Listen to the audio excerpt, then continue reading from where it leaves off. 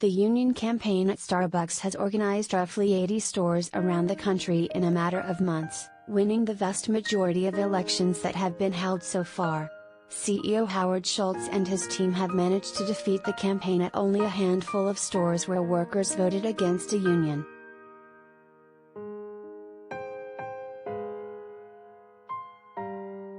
Now it looks like one of Schultz's few victories might end up in his loss column.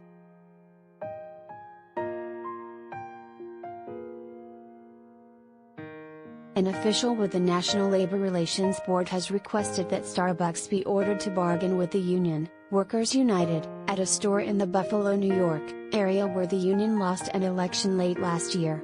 The official argues that Starbucks tainted the process with illegal tactics and that holding a do-over election won't cut it. The company should have to recognize the union and negotiate.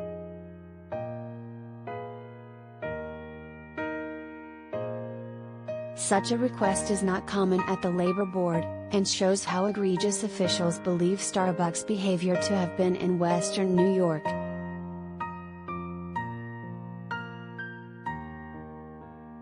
It was a really long road to get here and very frustrating to face a company that repeatedly violated labor law to coerce workers into voting no, said Will Westlake, a pro-union barista at the store in question.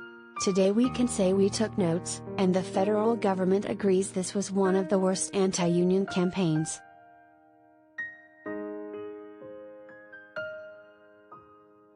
The bargaining order request is part of a complaint filed against Starbucks by Linda Leslie, a regional director for the NLRB. The filing alleges the company committed a litany of labor law violations by terminating half a dozen pro-union workers, disciplining and surveilling others, closing stores and changing work policies as it battled the organizing campaign in New York.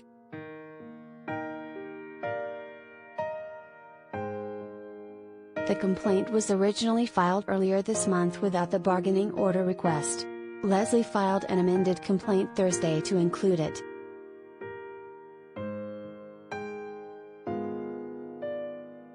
That complaint will be litigated before an administrative law judge, who will decide whether Starbucks should have to bargain with workers at the store on Camp Road in Hamburg, New York. The process is subject to appeals and could take years.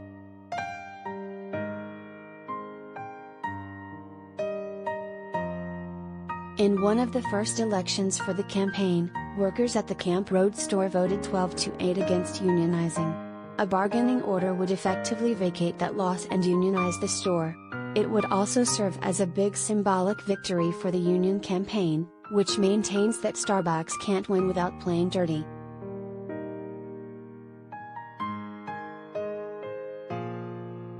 Starbucks could not immediately be reached for comment, but the company said earlier this month that it denied all the allegations in Leslie's broader complaint. "We believe the allegations contained in the complaint are false, and we look forward to presenting our evidence when the allegations are adjudicated."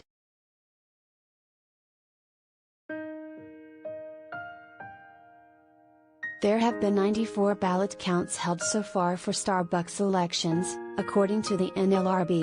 The union has won 79 and lost just 9, the results are not definitive in another 6. Some election results have been challenged by either side and could change.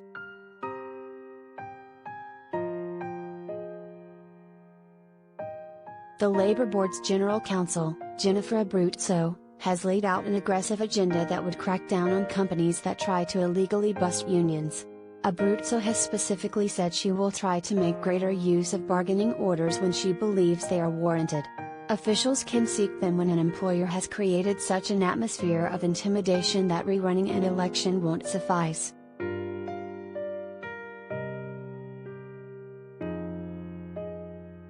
In the complaint, Leslie argues that the firing of union supporters and other forms of retaliation make it so traditional remedies won't do in the case of Camp Road. She says workers made their desire to unionize clear by a majority signing union cards, and that Starbucks should therefore have to bargain.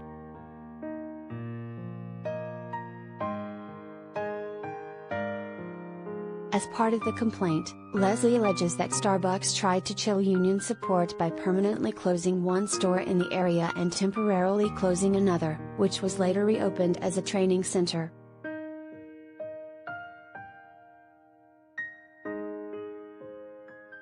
Richard Bensinger, an organizer with the campaign, argued that the closures were meant to have a broad effect.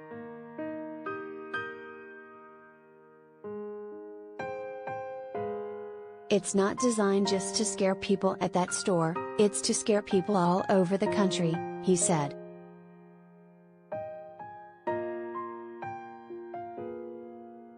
Westlake said the workers from one of the closed stores ended up transferred to Camp Road and that, given their recent experience, they were leery of voting for the union. He believes the closure undeniably had an effect on how the Camp Road vote played out.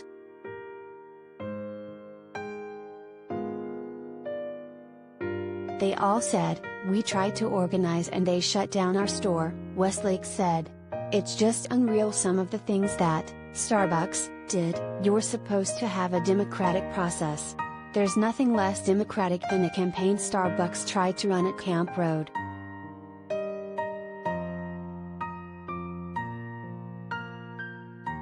Starbucks executive Rosin Williams spent weeks in Buffalo last year while workers were organizing, as she and other managers tried to sway them against the union.